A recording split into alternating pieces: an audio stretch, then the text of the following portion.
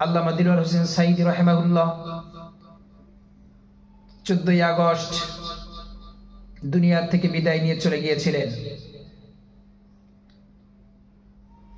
তৎকালীন সময়ের বীর শ্রেষ্ঠ স্বৈরাচার তাকে নির্যাতন করেছে, তার উপরে জুলুম করেছে, তাকে রাজাকার বলেছে, হত্যাকারী বলেছে, ধর্ষণকারী বলেছে, মিথ্যে মামলা দিয়ে তাকে 13 বছর কারাগারের ভিতর বন্দী করেছিলেন। সেখান থেকে আল্লামা দিলওয়ার হোসেন সাঈদী রাহিমাহুল্লাহ দুনিয়া থেকে বিদায় নিয়েছেন 14 আগস্ট আজকে এই দিনে। তার 1 বছর ঘুরতে না ঘুরতেই সেই স্বৈরাচারের পতন হয়েছে। কি নির্মম পরিহাস! 1 বছরও হলো না, এর ভিতরে আল্লাহ তাআলা আল্লামা সাঈদী রাহিমাহুল্লাহর হত্যাকারীকে পতন করে দিয়েছেন। আজ একটা কথা বেশি মনে পড়ে, তিনি বলেছিলেন, সময় আসবে এমন ইন্দুরের গর্ত উপমানা পালাবার জন্যে। এই কথাগুলো আজ কানে বাজে। তার এই কথা আল্লাহ তাআলা কবুল করেছেন। চোরের মতো দেশ থেকে পালিয়ে গিয়েছে স্বৈরাচার, মাজলুমের দোয়া আল্লাহ তাআলা কবুল করেছেন। সে আল্লামা দিলওয়ার হোসেন সাঈদী রাহিমাহুল্লাহ দুনিয়া থেকে বিদায় নিল, তার জন্য মানুষ কাঁদে, চোখের পানি ছেড়ে দিয়ে তার জন্য দোয়া করে।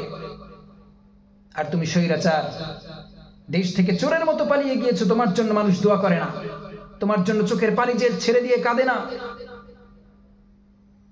তোমার পতনে মানুষ মিষ্টি বিলি করেছে, দোকানে মিষ্টি পাওয়া যায় না।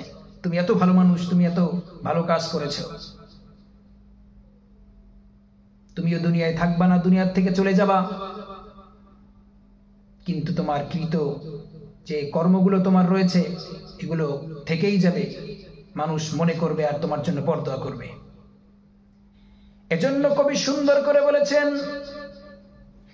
এমন জীবন তুমি করিও গঠন, মরিলে হাসিবে তুমি, কাঁদিবে ভুবন।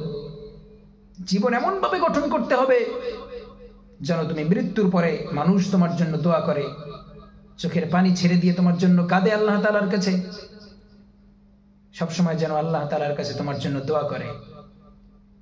আল্লামা সাঈদী রাহিমাহুল্লাহ দুনিয়া থেকে বিদায় নিয়ে চলে গিয়েছেন, কিন্তু লক্ষ লক্ষ কোটি কোটি মানুষের অন্তরে সে এখনো জীবিত আছেন, তার জন্য দোয়া করে।